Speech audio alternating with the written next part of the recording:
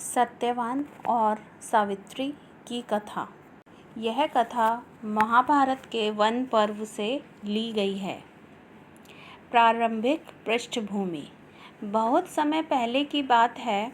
मद्र देश के राजा अश्वपति की कोई संतान नहीं थी। उन्होंने पुत्री प्राप्ति के लिए कठोर तप किया। भगवान सूर्य की कृपा से उन्हें एक सुंदर और तेजस्वी पुत्री मिली, जिसका नाम सावित्री रखा गया। सावित्री बड़ी होकर बहुत गुणवान, बुद्धिमान और रूपवती बनी। जब विवाह योग्य हुई तो राजा ने उसे कहा कि वह स्वयं अपने लिए वर चुन ले। सावित्री ने वन में जाकर सत्यवान नामक एक राजकुमार को पति रूप में चुना, जो एक वनवासी और निर्धन राजा धम्मसेन का पुत्र था। महर्षि नारद ने कहा कि सत्यवान बहुत गुणवान तो है, लेकिन उसकी मृत्यु 1 वर्ष में निश्चित है। फिर भी सावित्री ने दृढ़ निश्चय कर लिया, जिससे एक बार पति रूप में स्वीकार कर लिया, उससे पीछे नहीं हट सकती। सावित्री का सत्यवान से विवाह हुआ और वह अपने ससुराल में जंगल में रहने लगी। उसने दिन गिनने शुरू कर दिए और जब वह दिन पास आया जब सत्यवान की मृत्यु निश्चित थी, तब उसने 3 दिन का उपवास और व्रत किया। यमराज से संवाद। जिस दिन सत्यवान की मृत्यु होनी थी, उस दिन वह सत्यवान के साथ जंगल गई। सत्यवान लकड़ी काटते समय बेहोश हो गया और उसकी मृत्यु हो गई।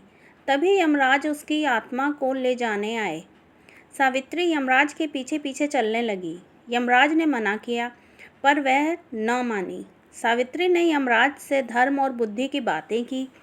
यमराज उससे प्रसन्न हो गए और बोले, मांग लो 3 वर, पर सत्यवान के जीवन को छोड़कर। सावित्री ने चतुराई से वर मांगे। मेरे ससुर को उनकी आँखों की रोशनी और राज्य वापस मिले। मेरे माता पिता को संतान सुख बना रहे। मुझे 100 पुत्रों का सुख मिले। जब यमराज ने तीसरा वर दे दिया तो सावित्री ने कहा, अगर मैं 100 पुत्रों की माँ बनूंगी तो सत्यवान को जीवित करना ही होगा। यमराज मुस्कुराए और बोले, तुम्हारी तपस्या और सच्ची पत्नी धर्म से मैं प्रसन्न हूँ। सत्यवान को जीवन दान देता हूँ। सावित्री की निष्ठा, बुद्धि, प्रेम और धैर्य ने मृत्यु तक को हरा दिया। यह कथा पतिव्रता नारी के आदर्श रूप को दर्शाती है और यह बताती है कि सच्चा प्रेम और तपस्या कभी व्यर्थ नहीं जाता। जो स्त्री सावित्री जैसी श्रद्धा रखे, वह अपने परिवार के लिए पुण्य और सुरक्षा प्रदान करती है।